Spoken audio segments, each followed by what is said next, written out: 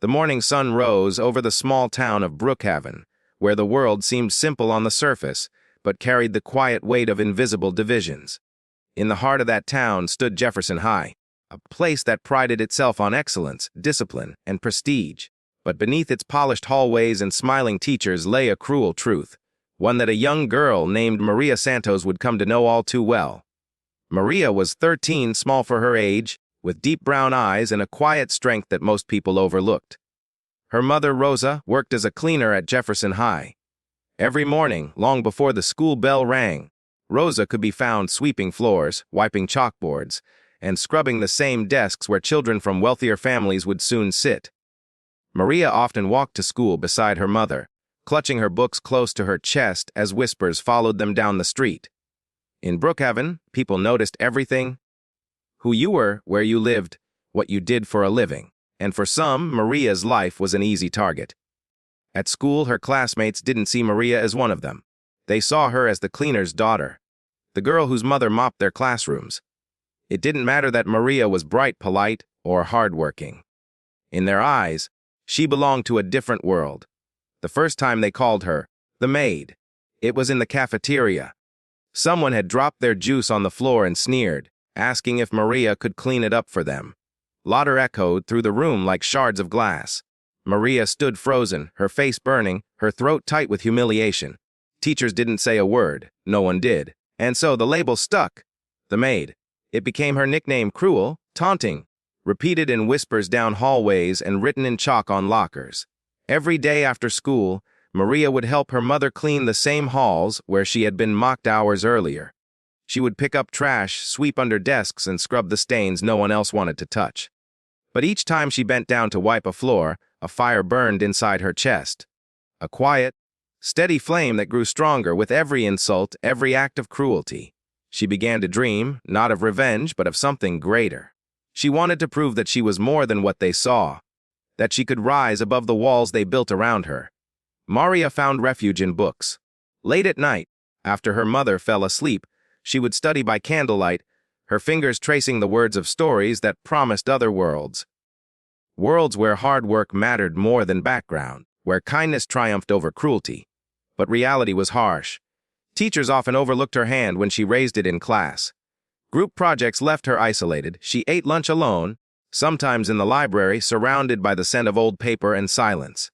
Still, she persisted. Her grades remained among the highest in the school, though no one seemed to care. And her mother, though wary, always smiled through her exhaustion, whispering words of encouragement that Maria carried like armor. Then came the day that would change everything.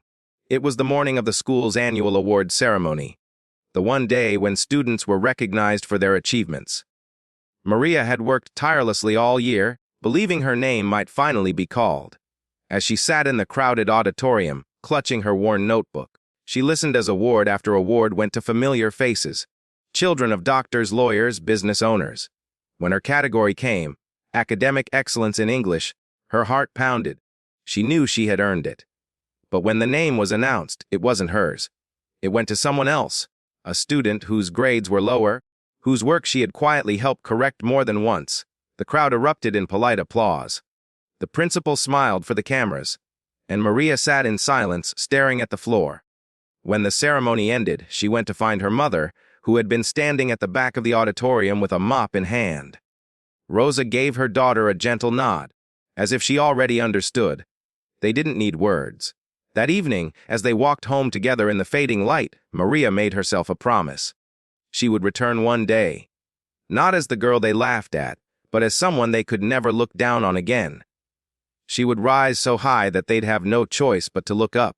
It was a childish dream at first, a fragile hope whispered into the wind, but it was enough to keep her moving.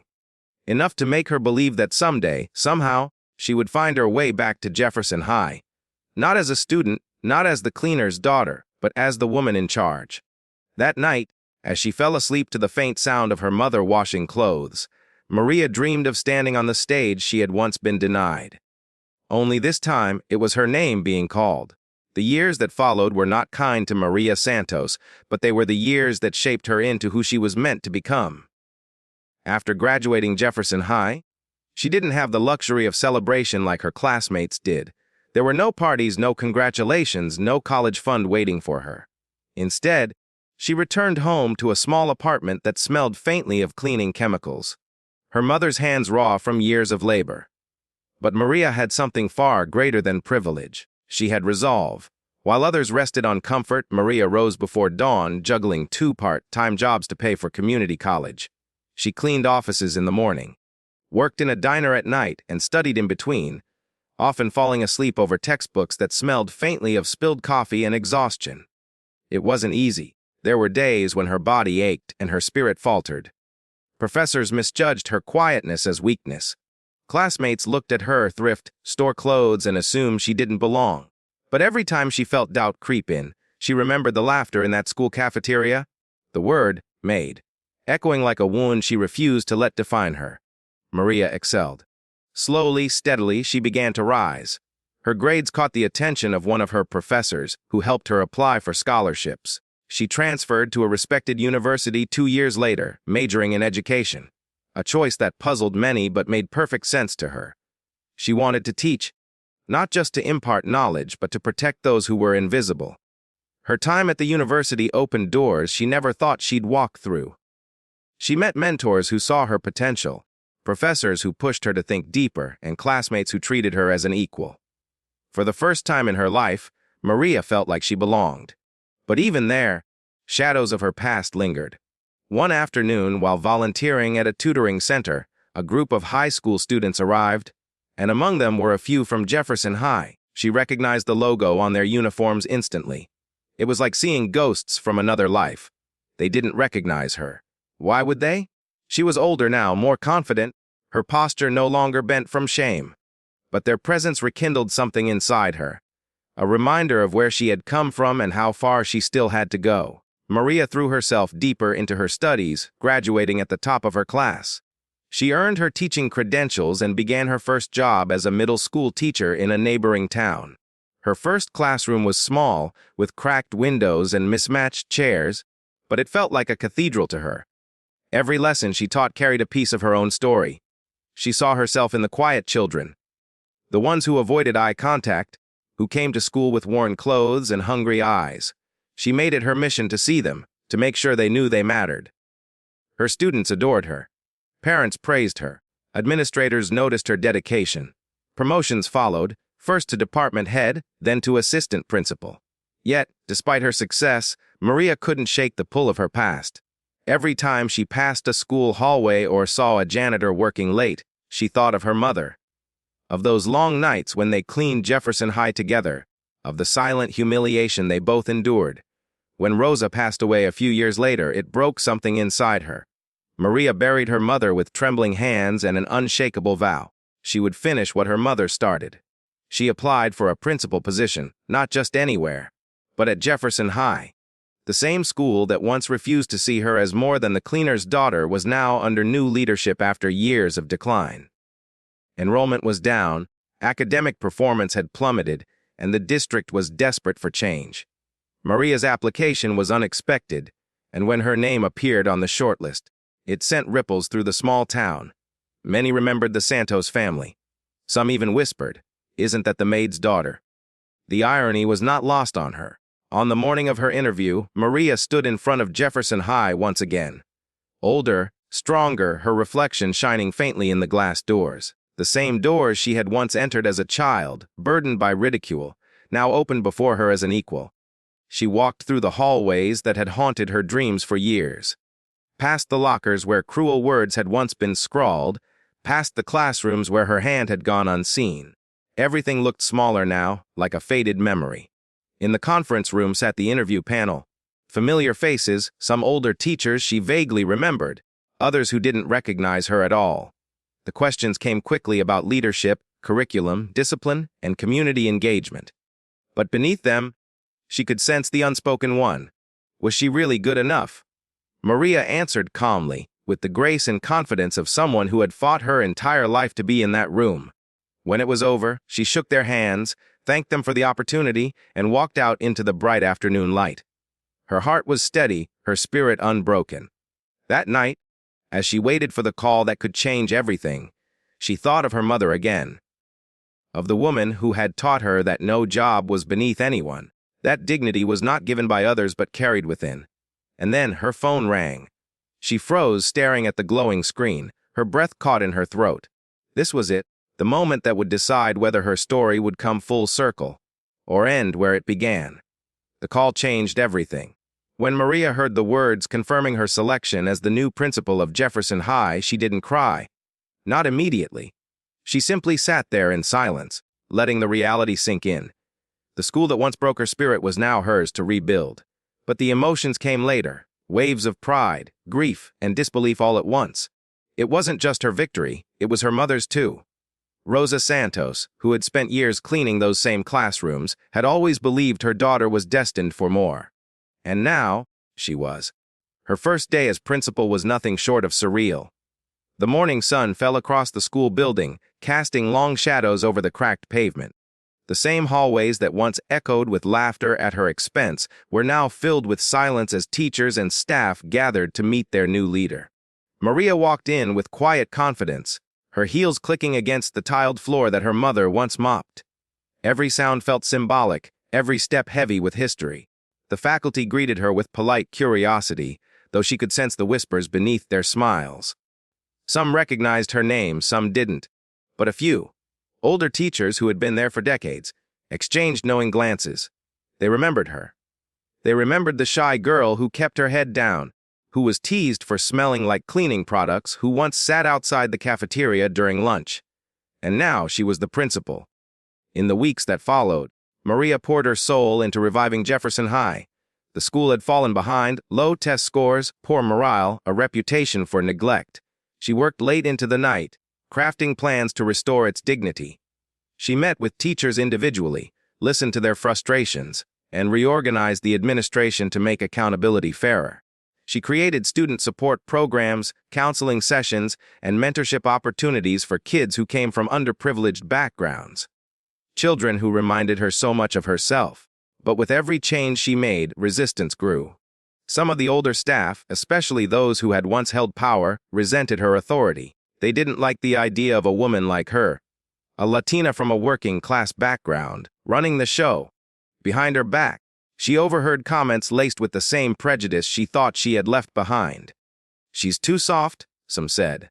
"She doesn't belong here," whispered others. "She's trying too hard to make this school something it's not." Maria ignored them, or at least tried to. Her focus remained on the students. She saw potential in them that others refused to see.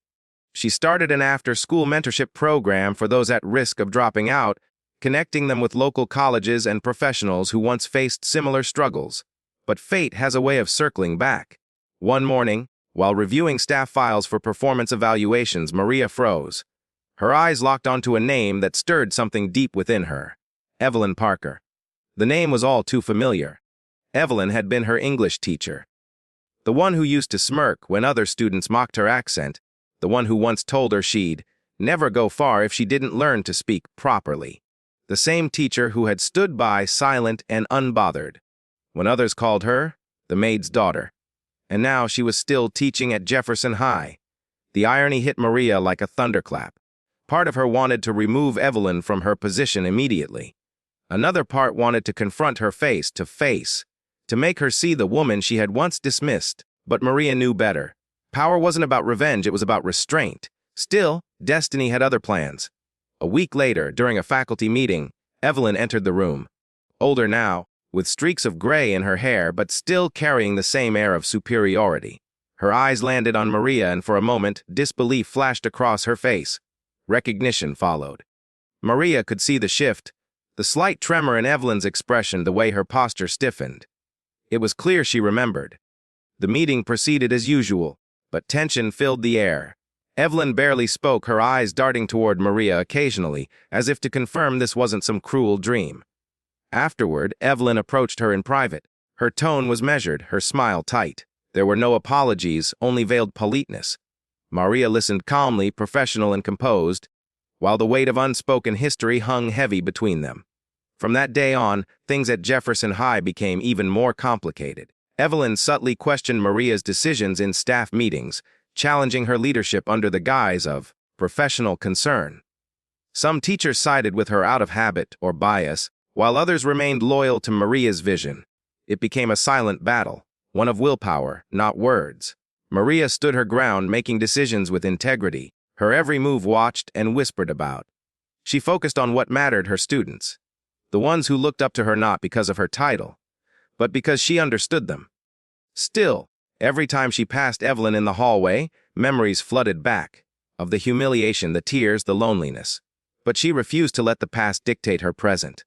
Months passed. The school began to change. Test scores improved, attendance rose. Even the local news covered Jefferson High's transformation under its inspiring new principal. Yet, just when Maria thought the ghosts of her past were finally quiet, an unexpected challenge appeared, one that would test everything she had built. A parent filed a formal complaint against her, claiming she was showing favoritism to certain students. The complaint was anonymous, but the wording, tone, and timing made her suspect who was behind it: Evelyn Parker. Maria knew she couldn't prove it, not yet, but the betrayal cut deep, and as she sat alone in her office one evening, the glow of her desk lamp casting shadows across old photos of her mother, she realized that her fight was far from over. She had climbed her way to the top, but the higher she rose, the more the past tried to pull her back down. Still, she wasn't the same girl they once mocked. She was the principal now, and she was about to teach them all a lesson they'd never forget. The storm that had been quietly building finally began to break. The complaint against Maria Santos spread through the district like wildfire. It was subtle at first: hushed voices in the teacher's lounge, cautious glances in the hallways. But soon it became a full-blown rumor. Some claimed she was too lenient on students from certain neighborhoods. Others whispered she was pushing a political agenda. In truth, Maria's only agenda was equality. She treated every student with compassion, giving extra attention to those who had been overlooked for years. The quiet ones, the poor ones, the ones who reminded her of herself. But to some, that was enough to stir resentment. The district superintendent requested an internal review. Overnight, Maria's hard work, months of progress, improved test scores, glowing student feedback, was overshadowed by suspicion. Still, she refused to falter. Maria continued her work as if nothing had changed, walking the halls every morning with calm authority, greeting teachers, and offering smiles to students who didn't yet know the weight she carried. The school was her mother's legacy, her own redemption, and she would not let prejudice destroy it again. But Evelyn Parker was watching. The English teacher had long been known for her influence among the older faculty, a woman who commanded respect through manipulation and fear. She hid her contempt behind smiles, her condescension behind policy talk. In staff meetings, she began framing her criticisms as concerns for school standards, subtly undermining Maria's leadership. When the review team arrived, Evelyn made sure to volunteer as a cooperative witness. Her words were polished, rehearsed, painting herself as a loyal educator worried about a lack of discipline and the blurring of professional boundaries. Maria learned of her statements later through an anonymous email, and the betrayal cut deep. But instead of anger, she felt something colder: disappointment. She had once wanted Evelyn's approval as a student. Now, she only wanted truth to prevail. The review dragged on for weeks. District officials visited classrooms, interviewed teachers, and examined records. Maria worked tirelessly to provide transparency, sharing data, documentation, and testimonials from parents and students. Many stood by her, especially the students whose lives she had changed. One of them was Malik, a bright but struggling sophomore who had nearly dropped out before Maria intervened. She helped him apply for scholarships, encouraged him to pursue debate club, and introduced him to mentors who believed in him. Now, Malik spoke at assemblies about leadership and resilience. When the review board asked to observe Maria's mentorship program, Malik volunteered to speak. His story moved even the most skeptical officials. For a moment, it seemed like the tide was turning. But Evelyn wasn't done. She began stirring division among the staff, insisting that Maria was favoring certain students over others, particularly those of color. She whispered that discipline policies had become too forgiving, and that the school's reputation was at risk. It was the same old prejudice, dressed in professionalism. One evening, Maria stayed late in her office, reviewing reports by the dim glow of her desk lamp. The halls were quiet, the building empty. She thought about her mother again, about how Rosa used to clean these same hallways after everyone had gone home. The echo of her mother's broom on the floor felt alive in the silence. Maria whispered a silent promise to her memory she would not let history repeat itself. The next morning, she called a full staff meeting. She didn't accuse or defend. She spoke of purpose, of why schools existed, not for grades or rankings, but for shaping lives. She reminded them that Jefferson High had once been a place of shame and neglect, and that together they had begun to change that. Some teachers listened with tears in their eyes. Others looked away, guilt creeping in. Evelyn sat silently, her arms crossed, her expression unreadable. But something shifted that day. The review ended soon after, with the district finding no wrongdoing. In fact, the report praised Maria's leadership and her initiatives to improve student morale and academic achievement. It was a victory. Small, hard-earned, and bittersweet. Still, Maria knew the war wasn't over. Evelyn's influence had weakened but not vanished. And there were still parents who questioned Maria's leadership because of who she was and where she came from. Then came an unexpected turn. An announcement from the school board. Jefferson High was being considered for a state-level award for academic improvement. A formal inspection would take place in a few weeks. It was Maria's chance to prove once and for all that her leadership had changed the school. But she knew Evelyn would not stand by quietly. The tension grew in the following days. Maria noticed missing reports, disorganized files, and subtle sabotage in communications with the board. Someone was trying to make her appear incompetent, and she didn't need to guess who. One evening, as she reviewed the school's financial records, she found something strange. Unauthorized purchases and falsified receipts linked to classroom expenses, all under Evelyn Parker's name. It wasn't just unprofessional, it was fraudulent. Maria printed the documents, her hands trembling slightly. The evidence was clear.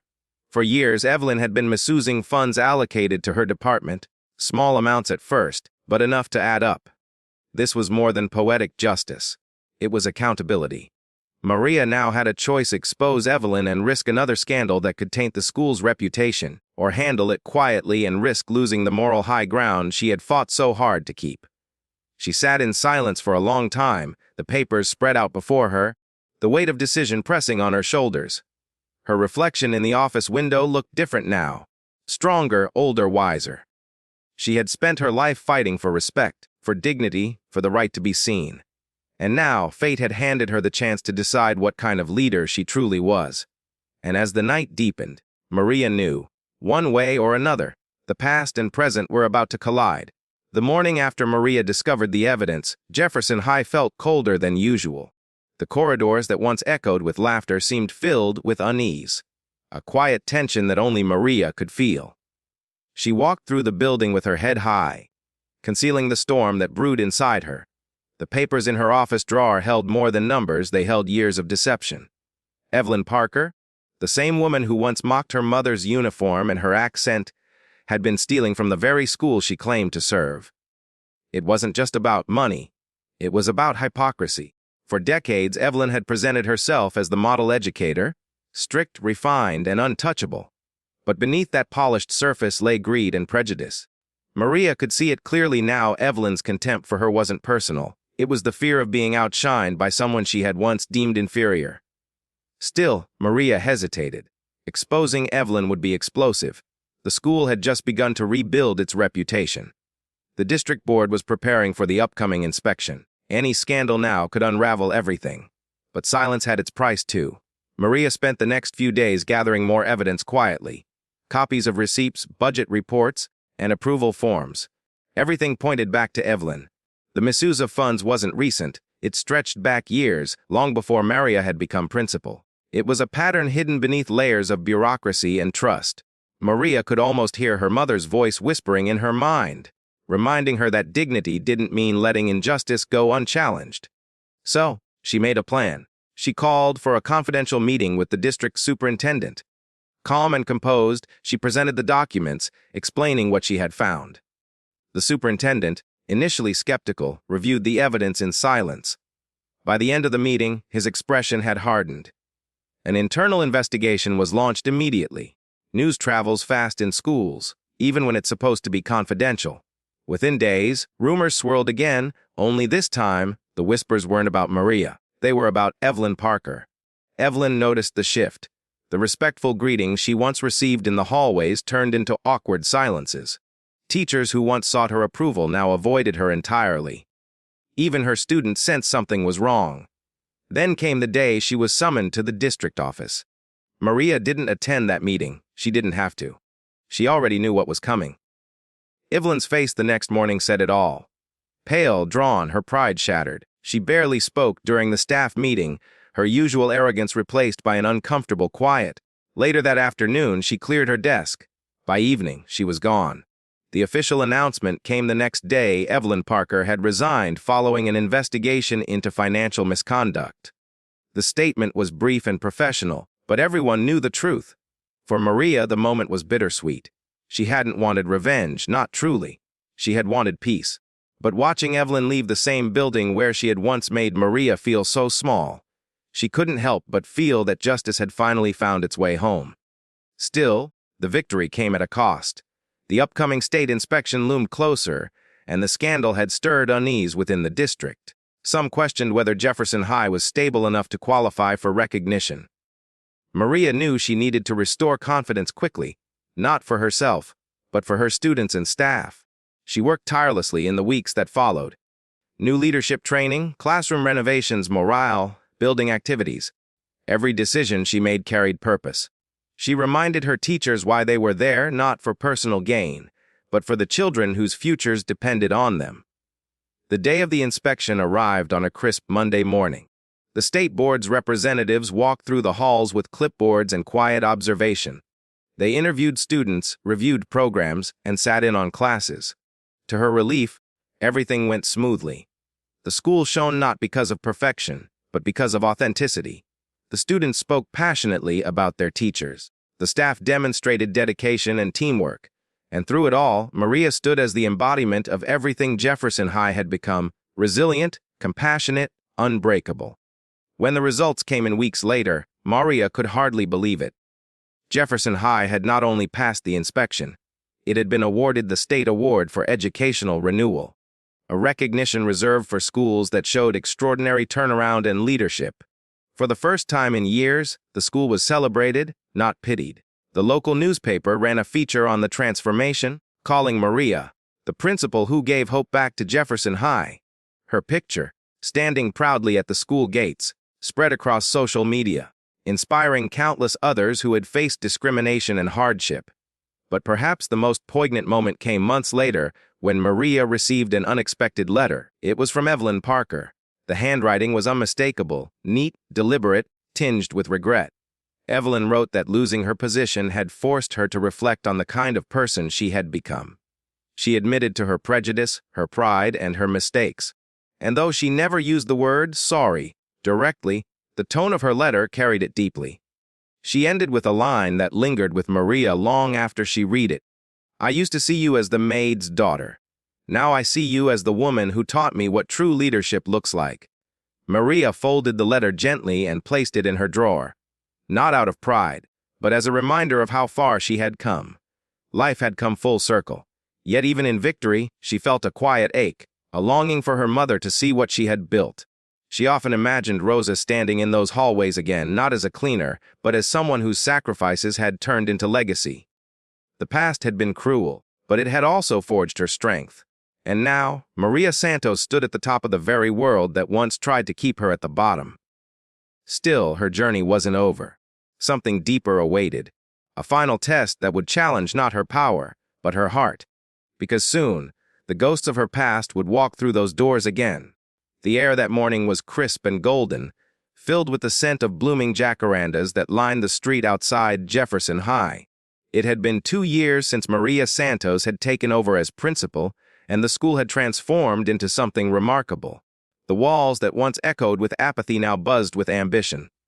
The laughter of children filled every corner, the classrooms glowed with life, and the community that had once turned its back on the school now celebrated it with pride.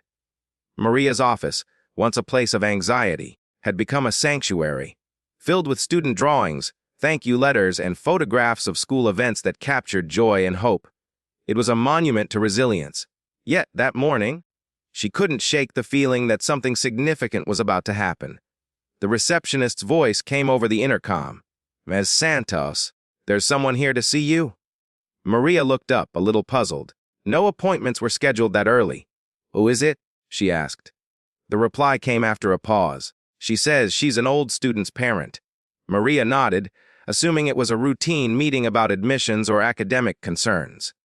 But when the door opened, the sight froze her completely. Standing in the doorway was Claire Thompson, the same girl who, decades ago, had laughed the loudest when they called Maria the maid's daughter. The girl who led the whispers, who sneered at her thrift store clothes, who once spat cruel words in a hallway while teachers looked away.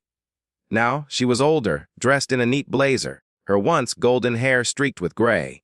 Her eyes, once sharp with arrogance, were filled with something else, hesitation. Maria's heart pounded.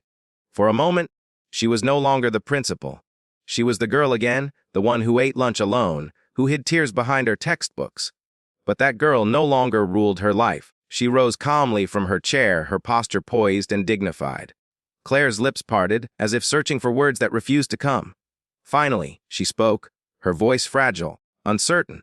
She explained that her son, Michael, was transferring to Jefferson High. He'd struggled at his previous school, bullied, misunderstood, falling behind.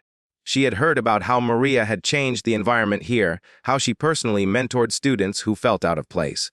She wanted her son to have a chance. Maria listened quietly. The irony was heavy. The same woman who once made her feel unwanted now stood before her, seeking compassion for her own child. When Claire finished speaking, she hesitated, her eyes softening. She admitted she recognized Maria's name when she saw it listed as principal. She hadn't believed it at first. And now, standing before her, she seemed almost ashamed. She murmured something about the past being different times, about kids not knowing better. But her words faltered under the weight of her guilt. Maria didn't interrupt. She didn't need to. The silence between them said everything. After a long pause, Maria walked around her desk and extended her hand. She promised to personally ensure that Michael received the guidance he needed. No bitterness. No sarcasm. Just grace. Claire's eyes filled with tears. She nodded, speechless. As the woman left the office, Maria exhaled slowly. It wasn't satisfaction she felt. It was peace. The universe had completed its circle, not with vengeance, but with redemption. That evening, as the sun dipped below the horizon, Maria stayed behind long after everyone had gone home. She walked the empty hallways of Jefferson High, the same ones her mother once scrubbed clean. She paused by the janitor's closet, its faint scent of disinfectant still familiar. She could almost see Rosa there, humming softly as she worked, her tired eyes full of love. Maria smiled gently in her mind. She spoke to her mother, thanking her for the lessons she had never stopped teaching: dignity, humility, perseverance. Rosa had been invisible to so many, but her strength had built the foundation of everything Maria had become. Maria walked to the entrance of the school and looked up at the sign above the door. The letters gleamed in the fading light: Jefferson High School, home of hope and honor. She thought about the generations of children who would pass through those doors. Children who would never again be judged for their clothes, their accent, their skin, or their family. Children who would be seen for who they truly were. And for the first time, she truly understood what victory meant. It wasn't about revenge. It wasn't about proving others wrong. It was about changing the world that once tried to break you, and doing it with kindness. The next morning, students arrived early, their laughter echoing across the courtyard. Among them was Michael Thompson, quiet, anxious, clutching his backpack nervously. Maria watched from her office window as a group of students invited him to join their game. He smiled. It was a small thing, but to Maria it meant everything. Life had come full circle. The girl they once mocked as the maid's daughter was now the woman shaping the future. A principal, a mentor, a symbol of everything that prejudice could never destroy. And as she turned off the lights and stepped into the morning sun, Maria whispered the words that had carried her through every hardship, every scar, every triumph. You can't choose where you start, but you can choose where you rise.